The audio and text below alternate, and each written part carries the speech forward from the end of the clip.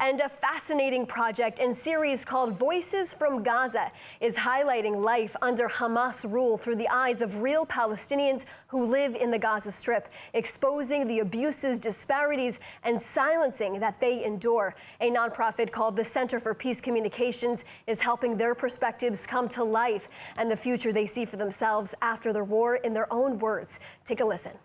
بالنسبة لموضوع المساعدات اللي بيتم عملها يعني مع حماس، للأسف هاي المساعدات ما بيتم توزيعها بشكل عادل.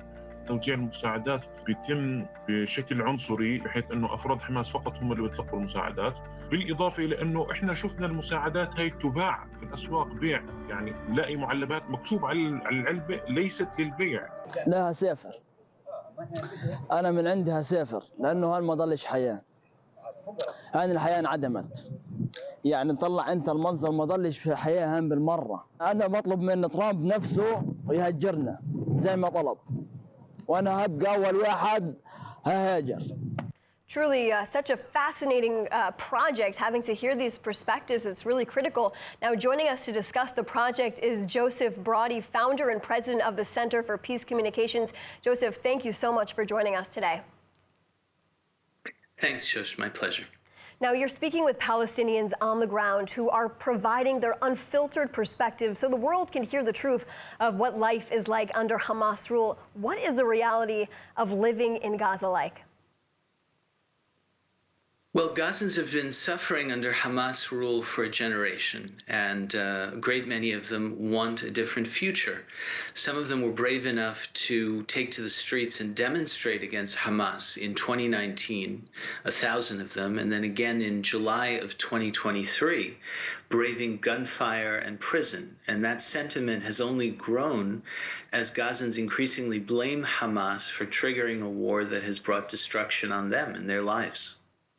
Now, we heard in one of the clips we played a young man talking about wanting to actually be relocated, suggesting he agreed with what President Trump said about his plan for Gaza. Trump's plan has, of course, been met with rejection by the Arab League. What do Palestinians on the ground really want for their own future? Well, the Palestinian polling showed that on the eve of October 7th, over a third of Palestinians wanted to emigrate. That's a third of the population at a time when there was still a semblance of continuity in daily life. Now, in light of the destruction of homes, infrastructure, and absence of opportunity, it's become quite clear that a majority of Gazans would voluntarily emigrate if given the opportunity. And as far as President Trump's plan, that's not an endorsement of the so-called Riviera plan in and of itself. However, inasmuch as what he's offering is an opportunity to migrate and find safe haven elsewhere, there are a whole lot of Gazans who want to take him up on it. And American and Israeli officials have said since October 7th, if Hamas gave back the hostages, there would be no more war. Now, officials have offered Palestinians a safe passage out if they do have any information in sharing regarding the hostages. And we know some hostages have actually been held in civilian areas and homes. Is there a reason why no Palestinian has come forward with information about these hostages and where they're being held? Who said no Palestinians have come forward to help? To the contrary, it's clear that informants within Gaza are a crucial component of Israel's efforts both to prosecute its war and to look for hostages.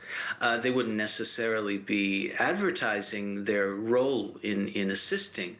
However, it's meanwhile the case that Hamas has been rounding up and shooting alleged quote-unquote collaborators.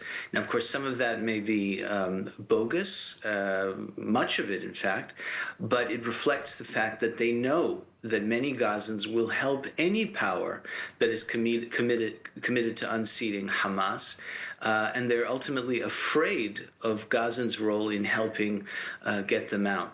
Yeah, it's so fascinating what you said about the informants, right? Because we know that Israeli intelligence actually knows where some of these hostages are located. Now, Joseph, there's been renewed fighting in Gaza after Israeli officials said Hamas rejected several offers to continue the ceasefire and release of the hostages. What are Palestinians in Gaza now saying after the last 2 days of airstrikes? They are infuriated at Hamas. They want these hostages to be released because they want an end to their own suffering. They want an end to the war. And they understand that Israel is pursuing those hostages. And they also understand that Hamas is holding on to them in order to hold on to power at the cost of the Palestinians who are dying in the course of the conflict. So we are seeing Gazans, and we're giving them an opportunity to speak for themselves in media interviews, who are demanding that Hamas release the hostages and demanding that they leave their positions of authority and voluntarily end their reign of terror in the Gaza Strip. Amazing insight. Really appreciate it. These are perspectives we don't often hear, so thanks so much for bringing that to the table for us today. My pleasure.